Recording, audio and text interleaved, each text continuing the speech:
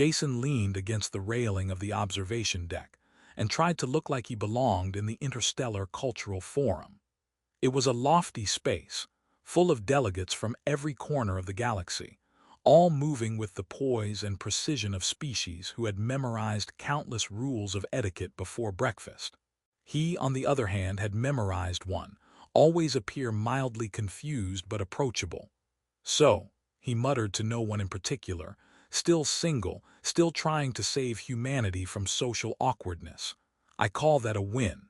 He expected a chuckle from the robotic bartender nearby, or at worst, a nod of polite indifference. What he did not expect was two identical figures stepping into his peripheral vision, their long, elegant ears twitching in perfect unison as they locked eyes on him. Lyria and Lysera. He would learn their names later, once he stopped worrying about not fainting on the spot. For now, he could only note that they looked almost human, tall, lithe, poised, but their ears were unlike anything he'd ever seen. Long, tapering elegantly, swiveling with minute precision to track him, like living radar dishes. A translator drone hovered near him, emitting a faint hum. "Your statement," it said, "has been interpreted under Thrin custom as a declaration of availability." Jason coughed. "Wait, what?" "You are now subject to coordinated evaluation," the drone continued, entirely too cheerfully. "Compliance recommended." Jason blinked. "Evaluation? I was telling a joke." A soft shift in the twins' posture told him that this was not a moment to joke further. Their synchronized gaze made him feel like a holographic projection caught in a scanning beam. He swallowed.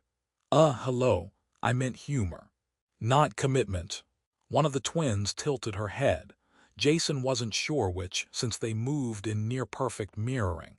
"Intent is noted," she said. "Meaning must be verified." Jason scratched his neck. "I can verify. I mean clarify, clarification mode activated." He half smiled. "I'm funny, I have a mortgage, I bake occasional cookies, please consider all that." The twins exchanged a glance.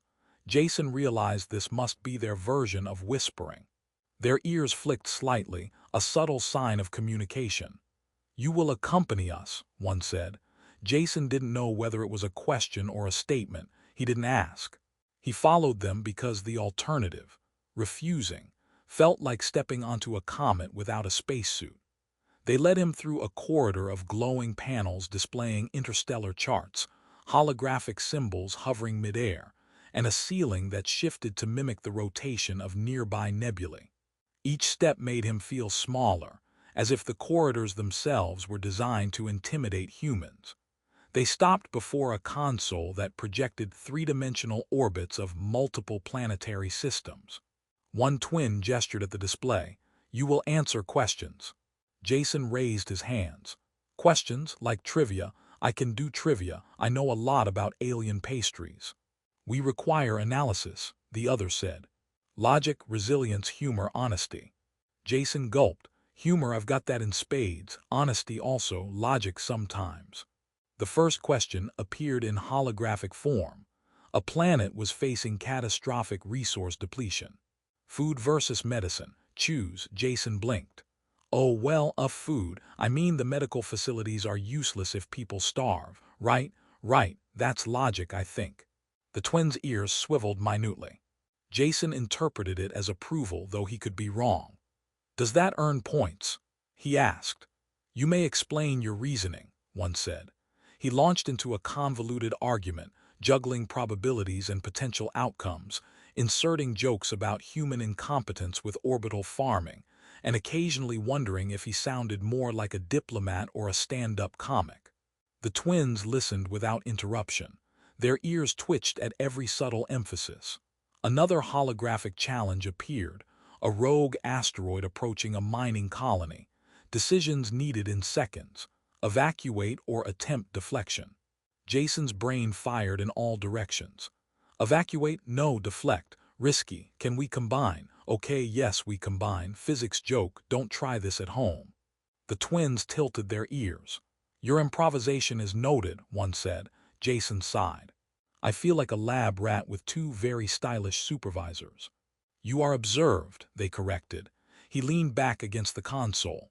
Noted, though legally I prefer voluntary participant. The next trial involved conversation with delegates from a crystalline species and a gaseous entity whose form constantly shifted. Jason had to negotiate without offending anyone while inserting occasional self-deprecating humor to keep tension manageable. He cracked jokes about how humans were genetically predisposed to misinterpret alien customs, and the twins' ears twitched again, nearly imperceptibly. Jason took it as a smile. Finally, they stopped before a private chamber filled with glowing panels and softly pulsing lights. One twin gestured at him. "Sit. We observe your endurance, patience, and adaptability in concentrated proximity." Jason collapsed into the chair, half relieved, half terrified. Endurance, adaptability, patience. I have snacks for endurance, adaptability mostly sarcasm, patience working on it. Your humor is appreciated, the second twin said. Jason blinked. I'm doing okay, that counts.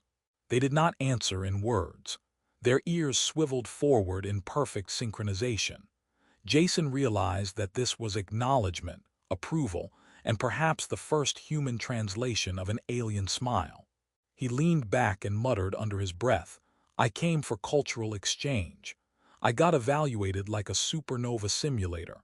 At least the view is nice. The twins exchanged a glance and tilted their ears again. Jason decided he would take that as an invitation to keep trying, keep joking, and keep surviving the most peculiar chase of his life.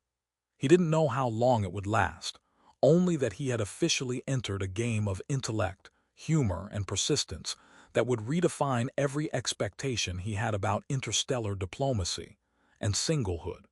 Jason followed the twins through corridors that seemed to bend just slightly out of alignment with his sense of gravity.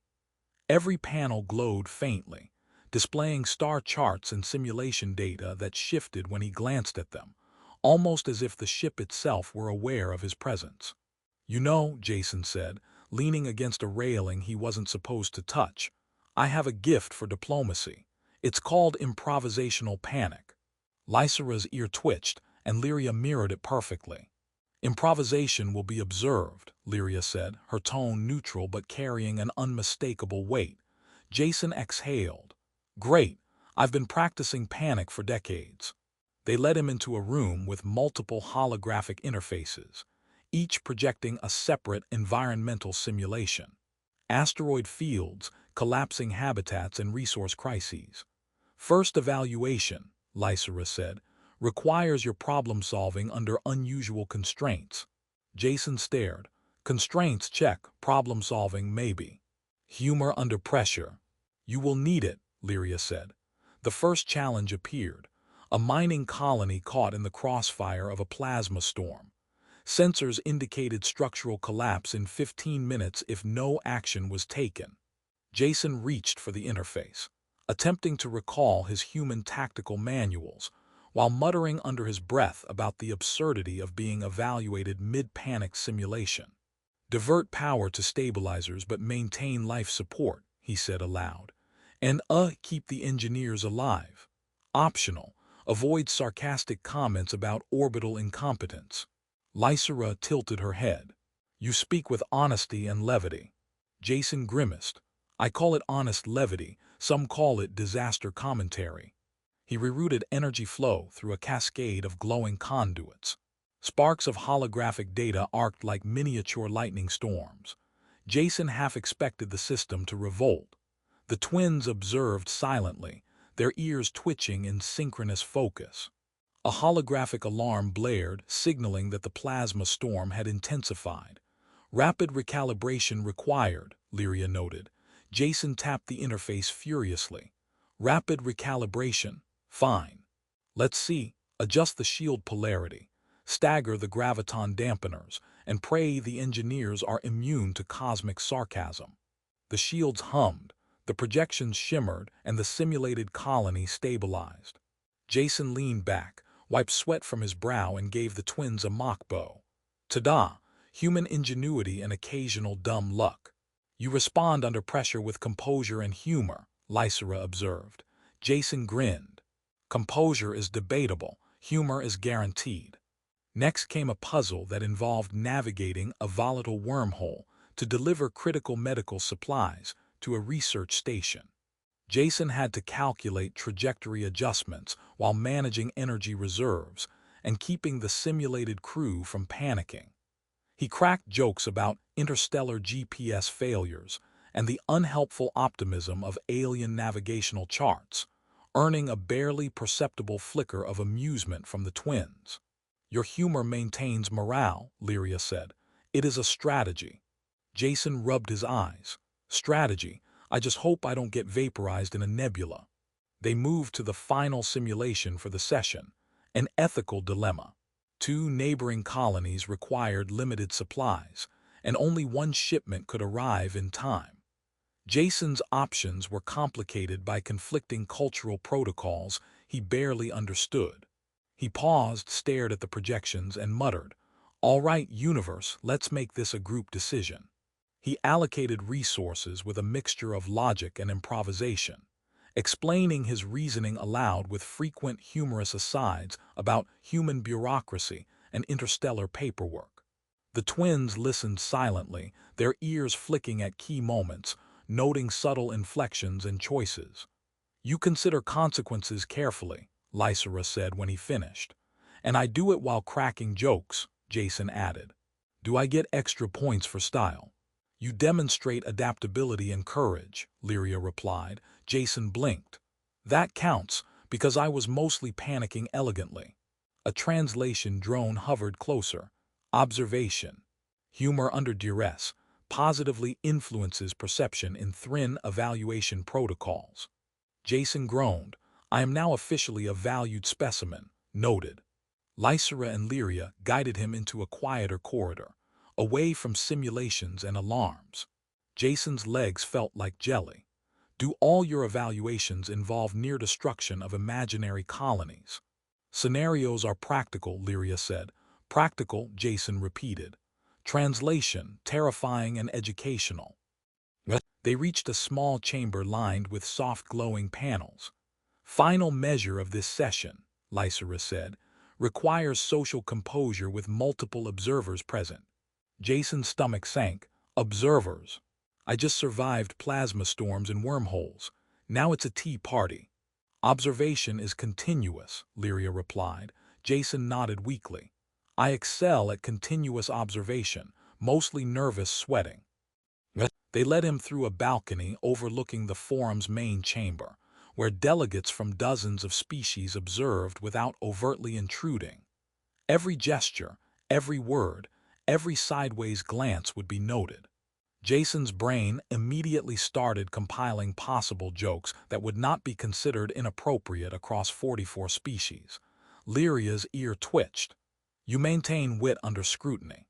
Jason bowed slightly. "Yes. My wit is unarmed but lethal in morale boosting." A crystalline delegate approached and posed a hypothetical question about resource allocation under stress. Jason answered with a combination of earnest calculation and gentle humor, and both twins tilted their ears forward in near-perfect synchronization. He could not tell if it was approval or an internal debate about his sanity. By the end of the session, Jason felt like a human who had survived a cross between a diplomatic exam and an interstellar obstacle course. The twins' presence was steady, observing, and unyielding, not threatening, but persistent enough to make him aware that escape was no longer an option. Lysera finally spoke. "You have completed the second measure." Jason exhaled. "Completed, survived, mostly alive. Can we call that progress?" Lyria's lips curved faintly, almost imperceptibly. "Progress is acknowledged." Jason shook his head. "I came here to network, not star in a twin alien evaluation series." "But okay, progress, I'll take it. Next session I'll bring cookies. Maybe universal cookies could improve morale." The twins exchanged a glance, their ears flicking minutely, and Jason realized that whatever the next trial held, humor, honesty, and human unpredictability had become his weapons. He didn't know what the twins' next test would be, but he was determined to survive with dignity, and possibly jokes intact. Jason had just finished recalibrating the sensor array when one of the twins, Lyria, leaned over his shoulder and said, "Your timing is acceptable, though your explanation was unnecessarily verbose." "I like to narrate for dramatic effect," Jason replied, fingers hovering over the control console. "Keeps the sensors entertained." Lysera's ear twitched. "Sensors do not require entertainment, humans do." Jason grimaced. "Point taken. We should notify them of my ongoing sacrifice." They were aboard the Orioles, a survey vessel orbiting a newly terraformed gas giant with storms that could peel paint off an entire starship if left unmonitored.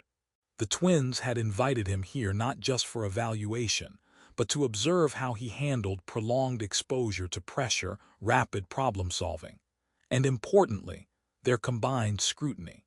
Jason realized the twins' persistence was less about pursuit and more about endurance testing. A warning tone blared. "Atmospheric disturbances detected in Sector 5." Jason squinted at the floating holograms of shifting gas flows. "Sector 5. That's the sector that explodes more than my cooking experiments at home." "Appropriate response is required," Lyria said. Jason adjusted the array, hands moving quickly. "Fine. I'll realign the ion converters, stagger the flux shields, and pray that no one notices my human panic." Lysera's ears swiveled. "Panic is noted. Adaptation is preferred." "Adaptation, yes," Jason muttered. "Preferably with minimal screaming." The gas giant's storm intensified and the ship shook slightly. Jason's fingers danced across the interface. "Sensors, stabilize now. If you fail, I'll have to write a strongly worded complaint to their interstellar union." Lyria glanced at him. "Your humor persists despite risk." "Persisting is my superpower," Jason said. "Well, that, and ignoring imminent disasters until someone tells me I can't." The twins exchanged a glance, ears flicking with subtle synchronization.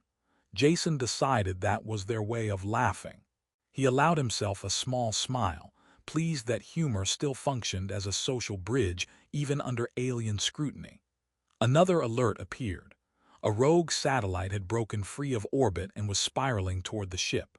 Jason swore softly. "Of course, why wouldn't it?" "You may take the lead," Lysera said. Jason nodded and activated the trajectory interface.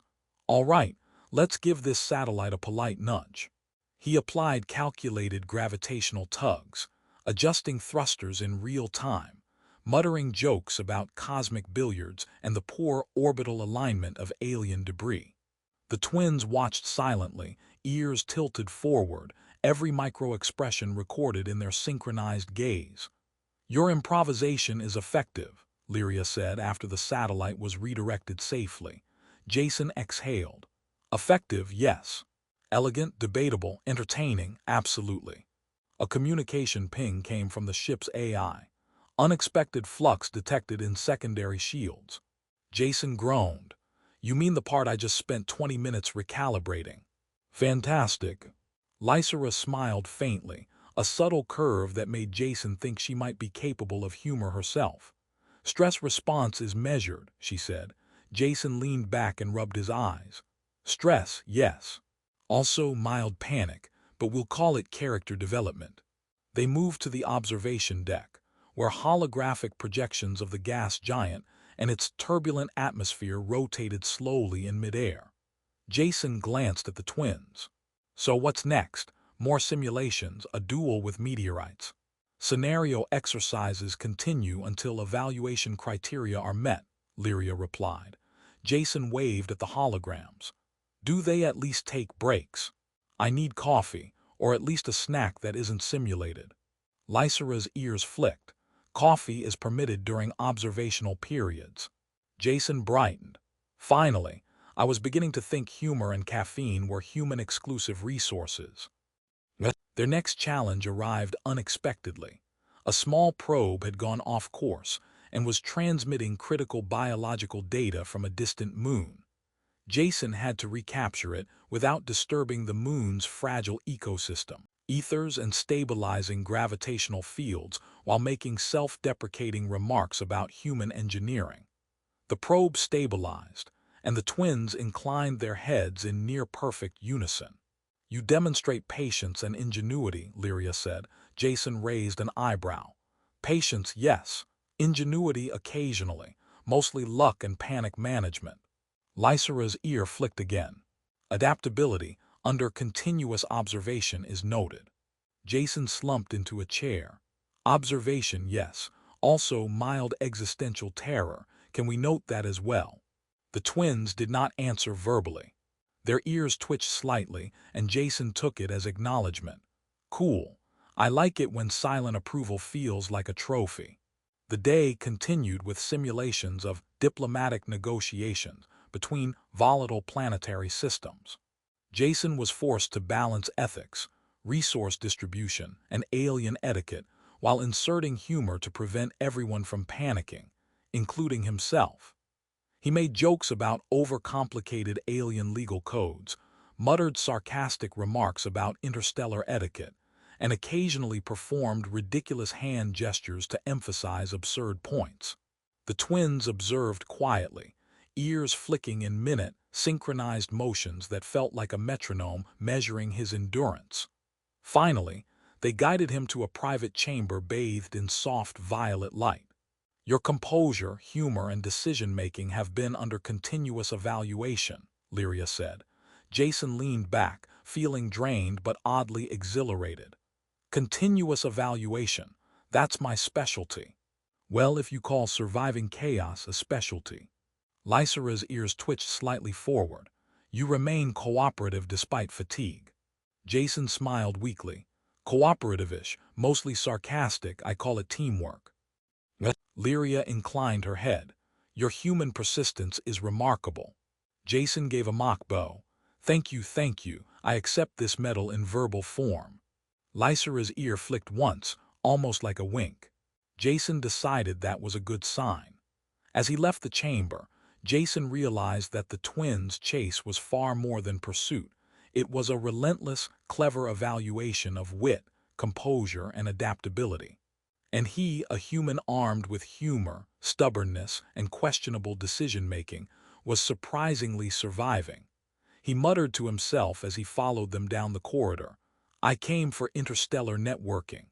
I got interstellar endurance training with style, and apparently I'm winning at it." The forum's main chamber buzzed with activity, but Jason felt as though the crowd were made of stars instead of delegates. Holographic panels hovered in every direction, displaying translations, cultural protocols, and ongoing debates. He followed the twins' synchronized steps, trying to appear confident while secretly calculating which species might find his jokes offensive. "You realize," he muttered under his breath, "that making a joke in the wrong language could trigger Interstellar Incident Level 3. Lysera's ear twitched. "Your observation is accurate. Exercise caution." Jason grinned. "Caution is my middle name, right after mostly unprepared." They paused at the center of the chamber, where representatives of crystalline, gaseous, and insectoid species had already gathered. Lyria inclined her head toward Jason. "Maintain composure and wit. Your evaluation continues under public scrutiny." Jason's stomach flipped. Public scrutiny? Excellent. I was hoping to debut my nervous sweating in front of 36 species simultaneously. The first challenge came swiftly. A procedural dispute between a water-based species and a metallic construct delegate. Jason was expected to mediate without showing bias. He leaned slightly forward, tapping a console. "So, hypothetically, if one of you accidentally floods the other, can we negotiate insurance coverage?" Asking for a friend. A ripple of laughter, mostly polite, partly confused, passed through the chamber. Jason blinked. "Okay, maybe not the best approach." The twins exchanged a glance, ears flicking. "You maintain humor while adjusting to social tension," Lyria observed. Jason exhaled. "Adjusting is my specialty, usually after panicking first." A holographic alert appeared, a minor technical anomaly in the chamber's environmental regulators. The air shimmered slightly as subtle shifts of gravity attempted to throw delegates off balance. Jason muttered, Ah, the classic gravity hiccup trick, always a crowd pleaser. Lysera's ear twitched. Your levity under instability is noted. Jason gave a small bow. Levity, optional. Survival instinct, mandatory. Next, a crystalline delegate posed a moral question about resource distribution on a newly colonized asteroid. Jason had to answer quickly while keeping multiple species appeased. He leaned back slightly, fingers drumming, and said, "Well, if we ration the helium-3 evenly but allow extra credits for diplomatic jokes, everyone should be happy, or mildly confused, which honestly is close enough." The twins observed silently, ears flicking, analyzing, recording every inflection. Jason realized that humor was no longer just a personal defense mechanism. It was an unspoken currency in this cultural minefield.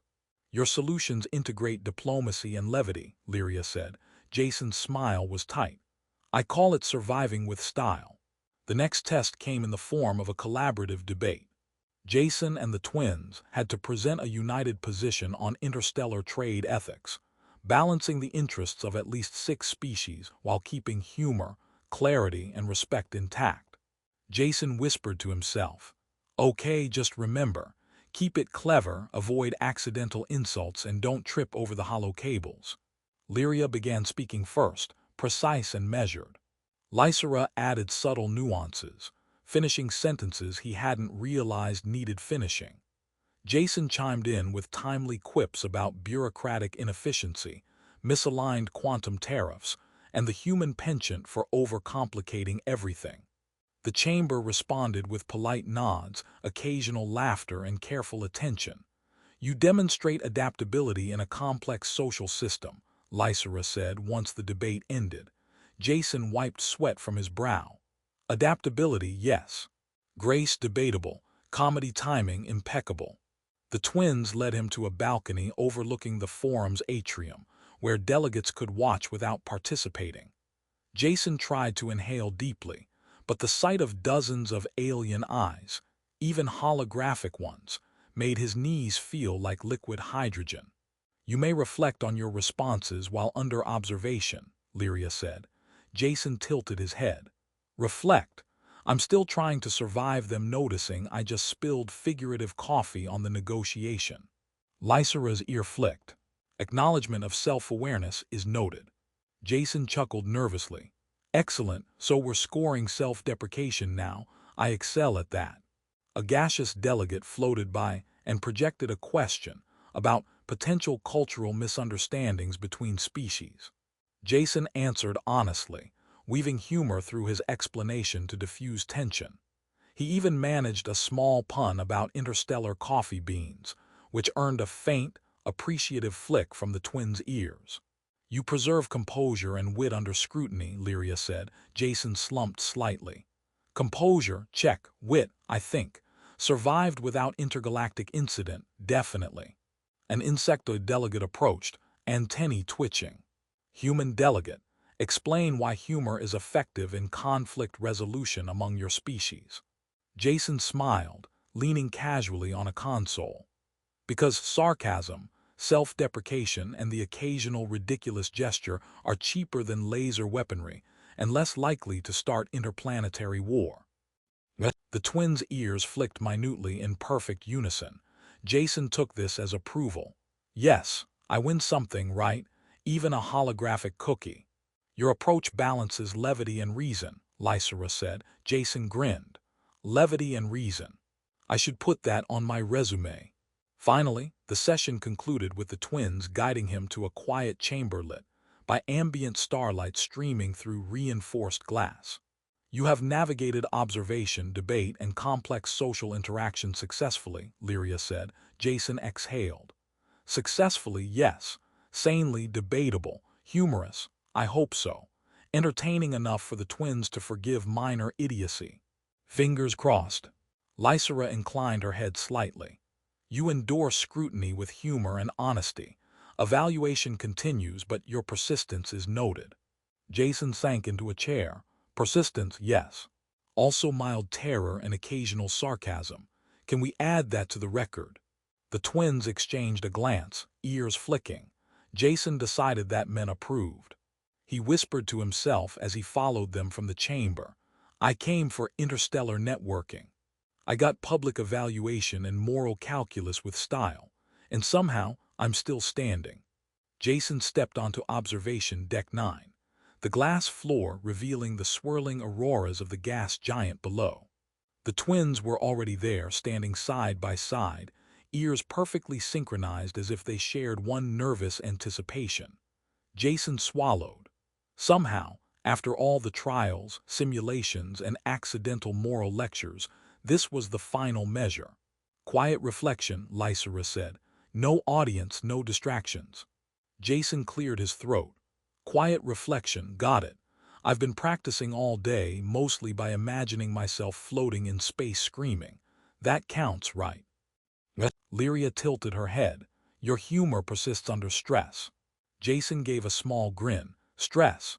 Oh, just my daily condition. Humor is optional. Survival is mandatory.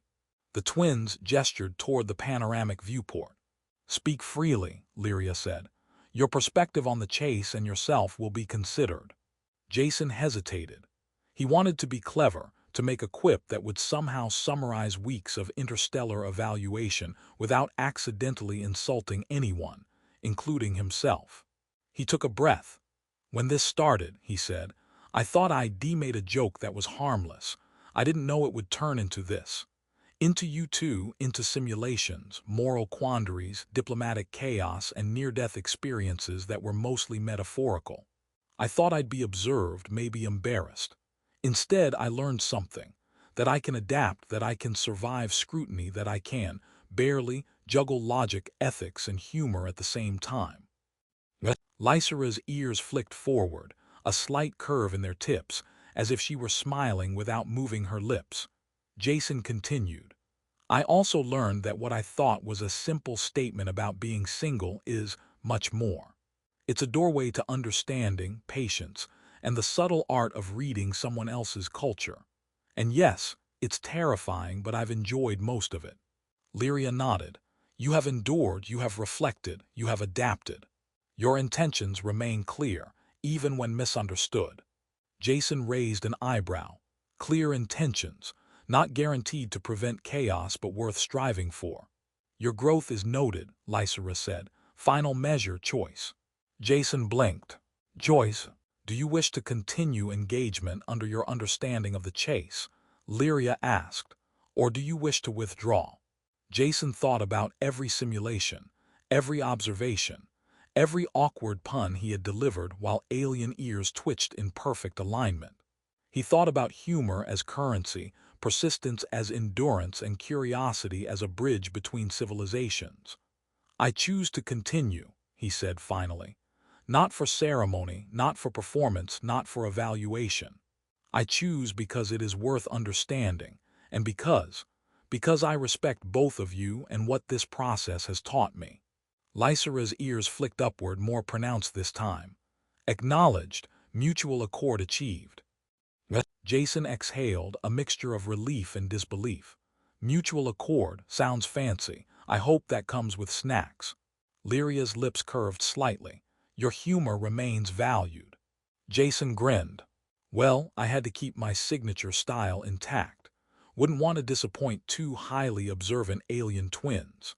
You have demonstrated sincerity, wit, and adaptability, Lysera said.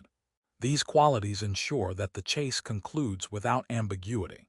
Jason felt a weight lift. So, no more moral dilemmas, plasma storms, or public scrutiny today. None unless you provoke them, Lyria replied. Jason leaned back, watching the auroras swirl below. I came for a simple joke. I got a full course in interstellar psychology, alien ethics, and twin observational synchronicity, and somehow I'm better for it. Or at least more aware of my terrible jokes. Lysera tilted her head. You are aware, you have adapted, you have grown. Jason smiled genuinely. Growth, check. Awareness, check. Humility, debatable but improving. The twins stepped closer, closing the final distance between observation and interaction. Jason realized this was no longer a test, No longer a chase in the strictest sense. It was equilibrium, mutual understanding, and the acknowledgement of effort and character. You may offer words freely now, Lyria said. Jason considered this. He searched for the right balance between humor, honesty, and respect. I admire your clarity, your patience, and the way you do not shy from challenge. And I promise to keep my jokes reasonable. Well, as reasonable as humanly possible. Lysera's ears flicked once in perfect synchrony. Jason decided that was their highest form of approval. The chase concludes, Lyria said. Engagement is now based on choice, not ritual. Jason exhaled, smiling. Choice, much better than ritual, much better than plasma storms. The observation deck settled into quiet. The twins watched him, not as evaluators, but as equals who had witnessed his persistence, humor, and adaptability. Jason felt an unfamiliar but welcome sensation. Peace. Not triumph, not relief exactly, but alignment. I have changed, he said softly. You have, Lysera confirmed. Jason grinned. And survived, mostly. Lyria inclined her head. Mostly is sufficient. Jason leaned against the railing, watching the swirling gas and distant stars. He realized that the chase had not been about him being single or about impressing two alien twins. It had been about testing the limits of understanding, humor, patience, and human adaptability. And he had passed, not perfectly, but genuinely. Jason murmured almost to himself, I came for a joke. I got interstellar insight, friendship, and a lesson in surviving long-eared twins. I call that a win. Lysera's ears flicked again. Lyria's mirrored her exactly. Jason laughed quietly. I think that means we're done here. Yes, they said in unison. The chase is complete. Jason watched the auroras, the distant stars, the rotating nebulae. For the first time in days, he didn't feel evaluated or pursued. He felt balanced. And he knew with a quiet certainty that he had grown, that humor, honesty, and persistence could bridge worlds, and that sometimes a single offhand joke could change everything. He grinned. So, dinner. Or do I have to survive another plasma storm first? Lysera tilted her head. Jason decided that was the closest thing to laughter and Thrin he would ever